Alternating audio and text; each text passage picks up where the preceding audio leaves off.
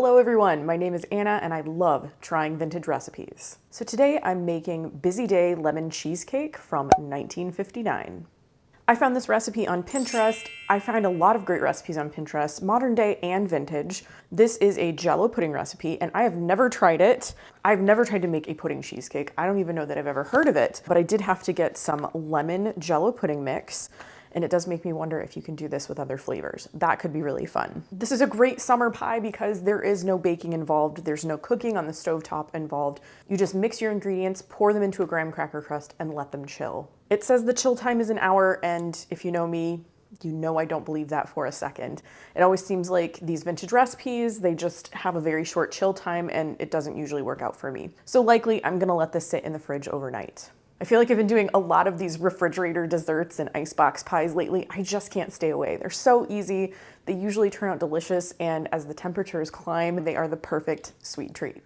Okay, so I let some cream cheese get like very, very soft, and that is where we begin. I'll go ahead and link this recipe down below in the description. This is 8 ounces of cream cheese that is just like super duper soft. Before I start adding anything else, I am gonna soften this, whip it up a little bit with my hand mixer just to kind of get it loose and get it like whipped a bit. This recipe calls for whole milk, 2 cups of whole milk, but the first addition is only going to be half of a cup. So let me measure that out. Add that.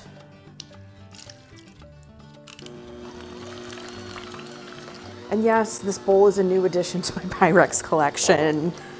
Some of you will recognize this pattern as Spring Blossom. And I've been trying to be very selective about the Pyrex that I buy, but I'm always looking for big bowls. And I don't have, or I didn't have, a Spring Blossom Cinderella bowl like this. And it was only $12, so I couldn't say no. So next I've got this 3.4 ounce package of lemon pudding mix. Not the cook and serve kind, the instant pudding mix. Very important. I'm gonna add that in. Oh, and it looks nice and, you know, it's got a nice pale yellow color. And I'm gonna add my remaining 1.5 cups of milk. I swear I've used every measuring cup in this kitchen today. I'm shooting 2 videos today. Honestly, this seems a little loose to me. I think I'm gonna switch to my like whisk attachment for this, and maybe it'll do just a little bit better because I don't like how this feels. So let's try these, see if they work a little bit better. Hello? There we go. It's better, it's thickening up.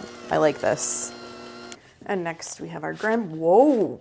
I got a little enthusiastic and I almost dumped that out. This is a graham cracker crust, as you can see. And once again, this recipe calls for an 8-inch graham cracker pie crust, and this is a 9-inch pie crust because that is what is available in our modern times. So we'll see just how full this gets. If all else fails and it's too skimpy, I can add whipped cream on top.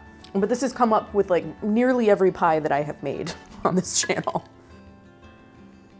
It's pretty thick. It's a little bumpy.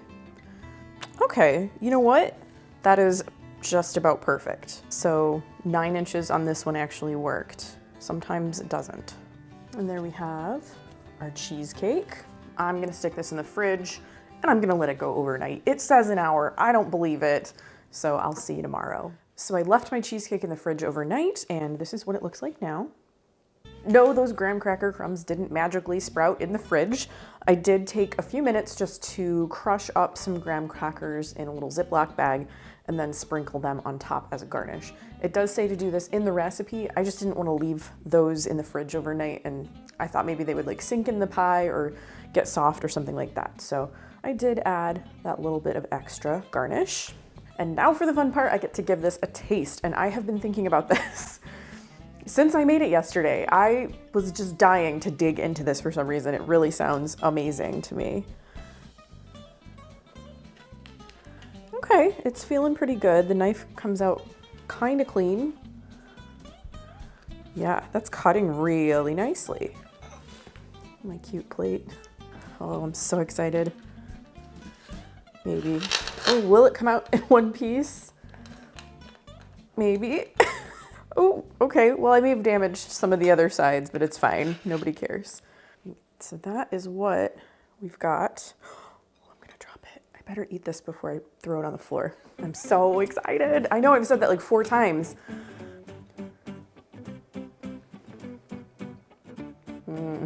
Okay, that is good. I'm not really getting cheesecake from it necessarily, and I'm only getting a hint of the lemon, so it's not like super lemony. You could probably add, I don't know, more lemon extract, or I'm not sure if lemon juice would do weird things to the consistency because of the acid, but I think you could make this a little bit more lemony if you wanted to. It's not even super sweet either. I don't even know how to describe this really. It's definitely, it says cheesecake in the recipe. This is not like a cheesecake in the sense that it's like, yeah, I mean, the texture is completely not like a traditional New York style cheesecake or anything like that. The filling is very creamy.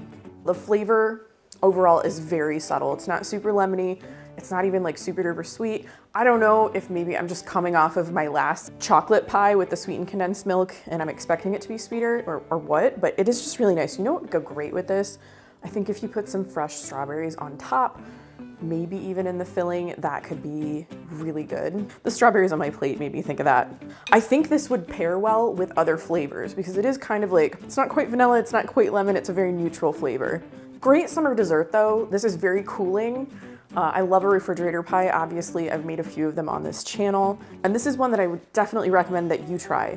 If you love recipes from the 1950s like I do, I have an entire playlist and I will link it right here.